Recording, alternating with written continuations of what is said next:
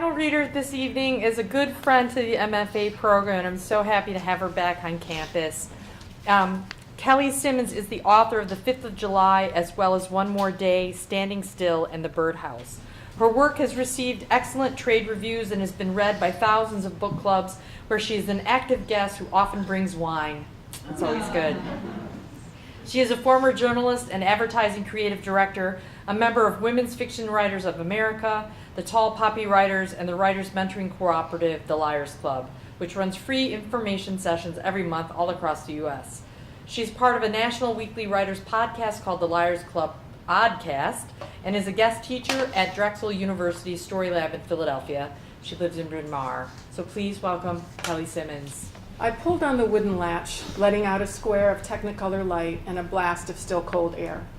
It always seems to be chilly right before the 4th of July, like a warning from the universe not to get too comfortable. There were no chairs up there. This was not a porch, a deck, a sunbathing outpost. This was not a room. It was a world, its own place, separate. You stood tall, away from the warmth of the house, and took the wind head on.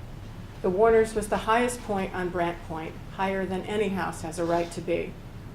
From here you can see everything new and old, the lighthouses standing firm, the lifeguard chairs, the rocks, the buoys, but also the erosion and the renovations, the wild trees missing, the puny hedges put in their place. Things change in Nantucket in the blink of an eye. Open a bag of chips and they go stale in minutes. Outside, clouds huddle up, then float apart. Water in the harbor is wind-whipped in the morning, mill pond in the afternoon. And the homes, built, renovated, torn down to studs, started over. But when a house changes, there's no changing back. Always thought it was funny that they called it home improvements. There's no improving usually, only belief that you are. I drank a few fingers of whiskey, leaned lightly on the rail, and watched the sunset spread its pink and orange color slowly, extending from the jetties across the water, glinting off the masts and hardware, the goosenecks and hat eyes, painting a shine on everything that holds everything together. In that last half hour after sunset, standing on the highest point, you could not only see the sherbet orange tint in every direction, you could almost feel it.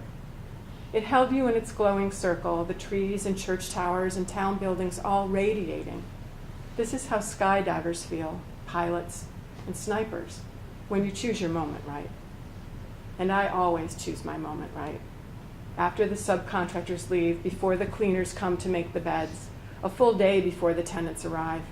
Usually anything that can go wrong has already gone wrong. I tell you all this so you know that despite all the analyzing, all the naysaying and fear-mongering, all the Monday morning quarterbacking of what happened next, I wasn't afraid. I went up there on the Widow's Walk myself and thought nothing of it. I went up there with my flask of whiskey like I owned it. Sometimes I feel like I own the whole island, that Nantucket is mine and mine alone, and none of the other rich bastards has any claim on it, any right to it, even a tiny piece. So add that to your time frame, your theory, your chain of events. Add in my fearlessness, my brazen entitlement, my drinking on the job and being paid overtime for it. My proof that of all the things I'm guilty of, that it wasn't me. I swear to you, it wasn't me. Not because I didn't want to hurt them all sometimes, shake them, knock some sense into them, especially Caroline, especially her mother, but because I would never, ever hurt a house.